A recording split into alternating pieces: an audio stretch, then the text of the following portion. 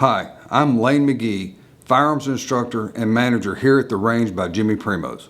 Today we're going to talk about how to enter the range with a firearm and no case.